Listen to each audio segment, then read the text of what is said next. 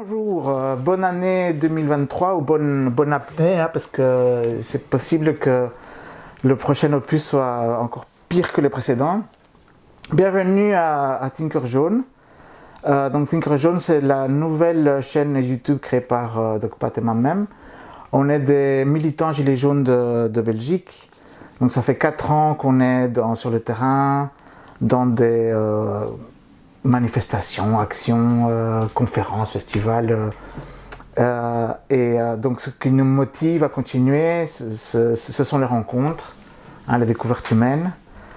Et donc on voulait consacrer cet espace à partager le plaisir de rencontres avec tout le monde en fait. Aussi prendre un peu de recul pour réfléchir sur certaines questions. C'est la deuxième émission de Thinker Jaune. On voulait vraiment vous remercier pour tous les retours positifs qu'on a eus. Des retours souvent très enthousiastes bien sûr. Et aussi certaines critiques constructives. Donc sachez qu'on en a tenu compte. Donc le petit Papa Noël est passé. Et on a des micros maintenant. Donc on espère que ça va améliorer le confort pour les auditeurs. Aujourd'hui dans Thinker Jaune, donc c'est la deuxième émission, on accueille Claude Archer. Bonjour Marcos. Bonjour. Claude Archer, c'est une figure très connue des Gilets jaunes en Belgique et des militants de la démocratie en général, grâce notamment à un outil que tu as créé, Transparencia, dont tu vas nous en parler, et dont tu nous as généreusement apporté le logo. Hein. Voilà. Donc maintenant, on a une déco, c'est bien. Tu es aussi une figure très connue des hommes politiques et du personnel de l'administration publique, puisque tu ne rates jamais une occasion de leur rappeler les vertus de la transparence, de la bonne gestion, et de leur rappeler que leur vrai patron, en fait, c'est nous, c'est le peuple, ce sont les citoyens. En plus de ton sourire communicatif qui nous redonne du peps pour la lutte, tu viens en plus, tu déboules avec tes nouvelles trouvailles sur l'administration publique et tout. On trouve qu'en plus, tu as une analyse très ajustée, très pragmatique en général. Et donc, c'est toujours très intéressant de parler avec toi. Et donc, on a le bonheur de te recevoir ici. Il n'y a pas longtemps, on a créé un nouvel outil aussi pour les citoyens, qui est la maison des lanceurs d'alerte. Est-ce que tu peux nous en parler ? Oui, tout à fait. Donc, il y a une très belle avancée due à un lobbying de plein d'associations au niveau européen, où c'est l'Europe qui enfin impose qu'il y ait une protection, si vous avez des employés du privé comme du public, qui observent des malversations qui nuisent à l'intérêt public, elles peuvent le dénoncer et on ne peut pas les licencier pour ce motif-là. C'est-à-dire que c'est ce qui se passe souvent, les gens ont peur des représailles, de perdre leur travail, et donc il y a cette protection européenne que la Belgique a été obligée d'appliquer, qui veut dire que vous avez votre employeur à des comportements tout à fait contraires à l'intérêt public, qui sont même dangereux, vous pouvez les dénoncer et on ne peut pas vous en faire reproche. Alors il faut demander une protection, et donc il y a un organe externe de votre employeur. Pour les employés du privé, c'est un médiateur fédéral. Pour les employés d'administration régionale, ce sont des médiateurs régionaux. Pour les employés du service public par exemple, qui lui va instruire la plainte et octroyer cette protection de lanceur d'alerte qui fait qu'on peut, s'ils veulent vous licencier, ils vont devoir trouver d'autres motifs. On ne peut pas vous accuser de déloyauté si on peut démontrer que ce n'est pas une dénonciation contre votre voisin, c'est pour l'intérêt public que vous le faites. Voilà, en tout cas, les informations que vous fournissez montrent qu'il y a une menace sur l'intérêt public. Oui. Voilà. C'est très large. Ça peut aller simplement sur des emplois fictifs créés pour caser des membres de partis politiques dans des services administratifs où rien ne se passe et le service public n'est pas rendu, de l'argent qui est détourné, des surfacturations de marchés publics, comme on l'a vu là au Parlement wallon récemment, des permis de construire ou octroyés à des copains, des choses comme ça. Et cette protection, maintenant, il faut faire en sorte que cette maison des lanceurs d'alerte, qu'est-ce qu'elle veut faire ? Vulgariser cette loi, faire connaître aux gens cette protection, cette nouvelle règle dans le droit du travail qui a été obtenue, et aussi faire un réseau de solidarité simplement entre ces personnes qui, au risque de perdre leur emploi, ont voulu alerter l'opinion publique sur des dysfonctionnements ou des malversations, etc. Et donc ça renforce le rôle de contre-pouvoir, ces lanceurs d'alerte qui disent attention, voilà, là je demande cette protection parce que j'aide la communauté d'une certaine manière en dénonçant ces faits qui menacent l'intérêt public. Pour les lanceurs d'alerte, est-ce que ça concerne seulement le privé, enfin le public? Tout le monde. Toute personne qui a eu un lien de contrat de travail, un contrat de stage, ou même d'indépendant, de consultant, vers une institution privée ou publique, où il a constaté des atteintes à l'intérêt public, toutes ces personnes peuvent être protégées. Donc c'est vraiment, là c'est beaucoup plus général. Donc par exemple, typiquement la lutte contre la fraude fiscale. Tout à fait, oui, ça fait partie vraiment des domaines, effectivement, voilà, des personnes qui dénonceraient effectivement des aides fiscales ou des niches fiscales obtenues de manière plus ou moins douteuse, qui fait en fait en conséquence que d'autres citoyens doivent payer à la place de ce grand fraudeur fiscal. Oui, tout à fait, ça fait partie bien sûr de l'atteinte à l'intérêt public, quoi. Mais ce n'est pas la seule. Il y a les domaines, c'est atteinte à l'environnement, atteinte à l'intégrité, atteinte à la santé publique, atteinte au droit à la qualité des produits, des consommateurs, comme ce que fait STH à l'habitude. Le nombre de domaines est très très vaste en fait. Oui, c'est ça. Ouais. Oui, un exemple dont je crois la maison des lanceurs d'alerte s'est occupée, c'est le cas d'UBS. Oui, tout à fait. Donc on a soutenu un banquier de la banque UBS Amérique qui... UBS, c'est la banque suisse. C'est la banque suisse, c'est ça. Et donc lui était directeur de la section américaine de cette banque suisse et il s'est rendu compte en interne de ces mécanismes où des milliardaires étaient protégés fiscalement et permettaient avaient des comptes en Suisse en fait de manière illégalement. Et donc ces révélations ont fait tomber le secret bancaire aux États-Unis, mais il a aussi été voir différents pays. Donc lui maintenant soutient plein de lanceurs d'alerte dans les pays et il a été vers le gouvernement belge pour poser les questions, mais qu'est-ce que vous faites avec tous les fichiers que je vous ai transmis sur différents milliardaires belges qui ont des comptes en Suisse et qui ne payent pas leurs impôts. Et on se pose toujours la question actuellement, qu'est-ce qu'ils font de ces fichiers? Parce que on n'a rien fait du tout. C'était assez drôle. Et maintenant, on a reposé une question via des parlementaires.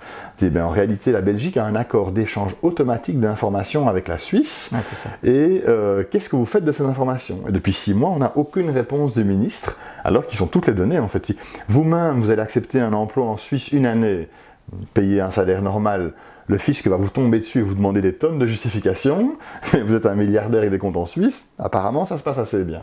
Donc il y a une sorte de justice de classe ici là aussi, et donc ce banquier, on a soutenu pour ce lanceur d'alerte, il dit mais qu'est-ce que vous faites? Vous avez toutes les informations de Suisse et vous n'en faites rien. Donc c'est même pas que l'État dit qu'il n'a pas les moyens de poursuivre la grande fraude fiscale, c'est qu'il ne veut pas la poursuivre. Voilà.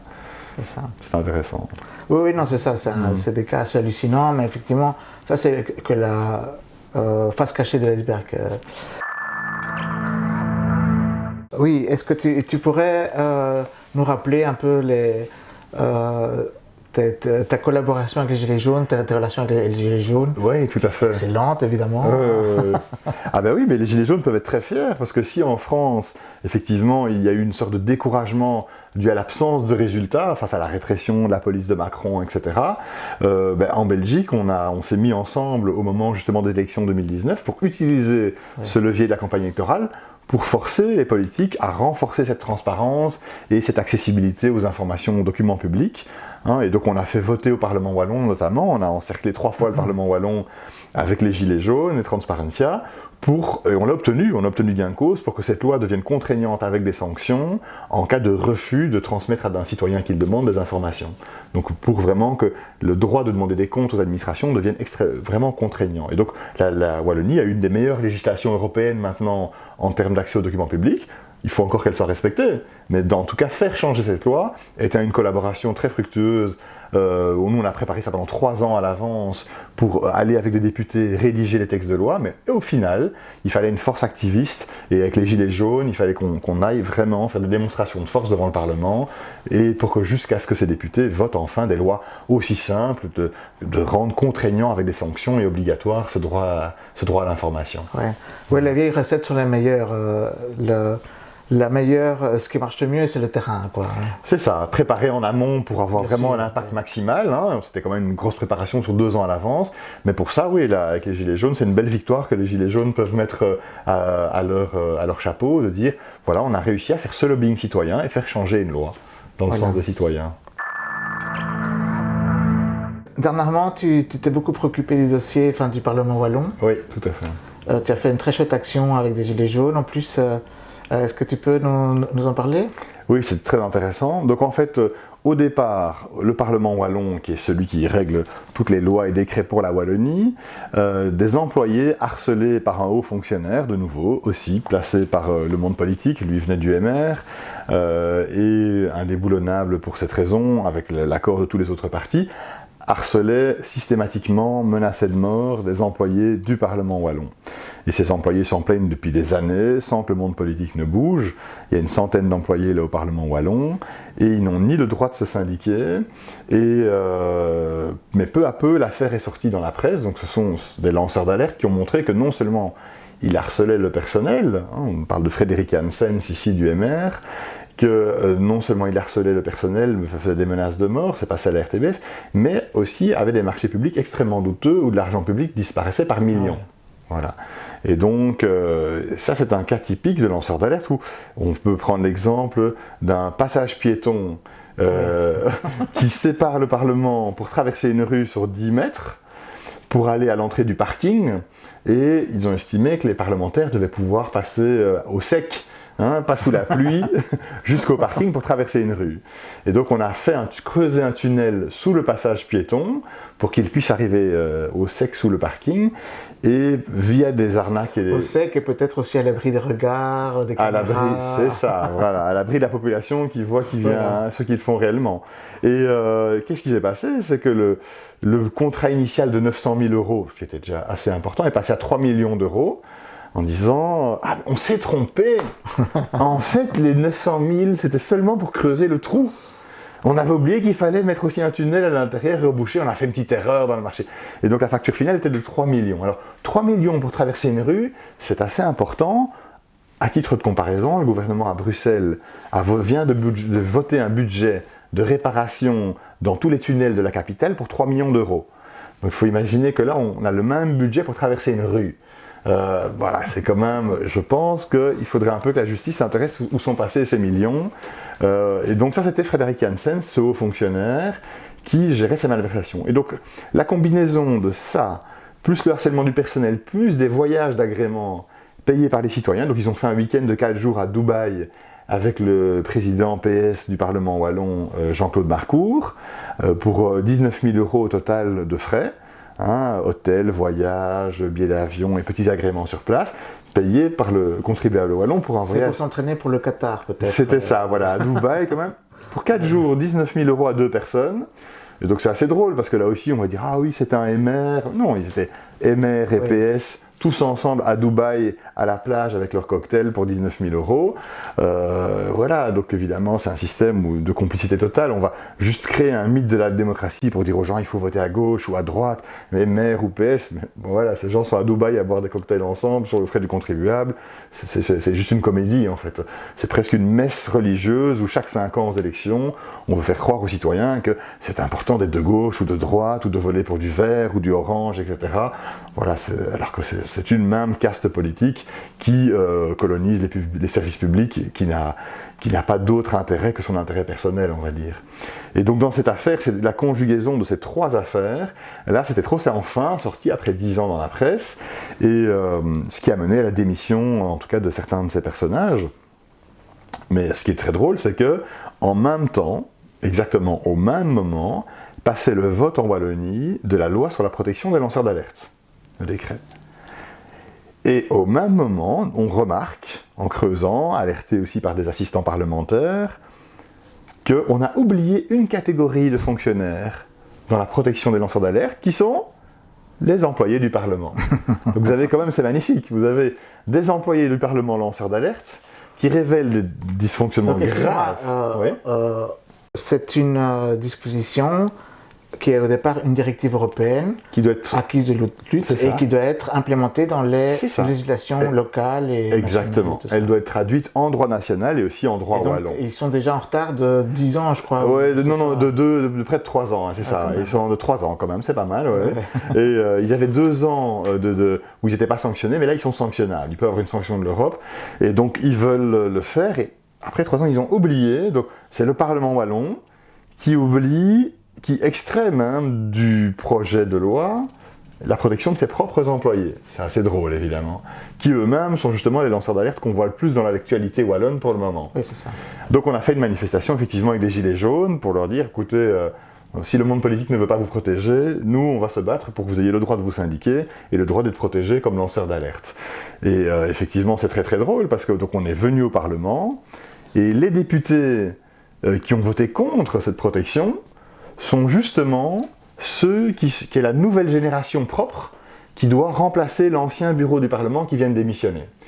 Donc vous voyez une affaire, donc on répète, on a quand même des employés lanceurs d'alerte du Parlement wallon dont les révélations dans la presse font démissionner tout le bureau du Parlement, la direction du Parlement, et qui on met à la place comme nouveau monsieur propre ceux qui ont voté contre la protection des employés du Parlement comme lanceurs d'alerte.